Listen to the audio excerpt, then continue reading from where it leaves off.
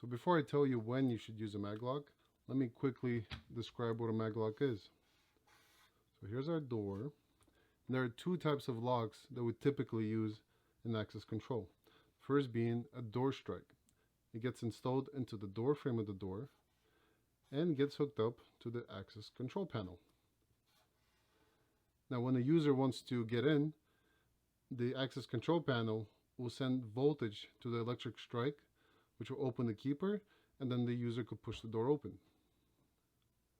The second lock is a maglock that also gets hooked up to the access control panel. But what's different is that when the user wants to get in, the access control panel actually cuts the power to the maglock, and then the user could push the door open. So what are the situations you want to use a maglock over a door strike? Well, glass doors. There's only a bit of metal on top and a bit of metal on the bottom that you could put a maglock on. This is your only option for glass doors. Double swing doors. So double swing doors is that there's no door frame between the two, meaning there's nothing that we could put a door strike onto. So what we end up doing is putting a double maglock across both doors and keeping both doors locked.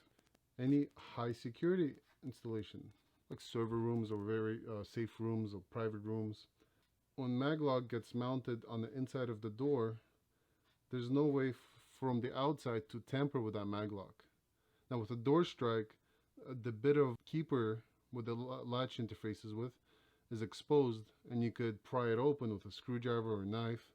And finally, gates. Any swing gates or sliding gates, very great for maglock application because maglocks could be made 100% outdoor rated. And you can be more flexible how you mount those. So then what are the disadvantages or why you shouldn't use a maglock? Well, the maglock needs to have this little device called a REX, a request to exit. This could be a push button or a motion on top of the door, or a crash bar that's installed on the door itself. But this is very important to provide free egress, a way for people to exit freely from the building. And the worst case, if the building's on fire and the person is stuck inside that building because they can't open the door because of your access control system.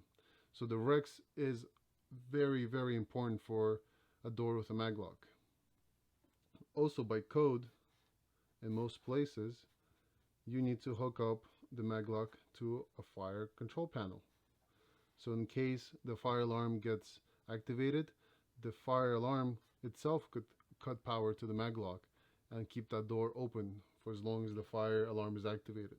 So these are the applications that maglocks work great at.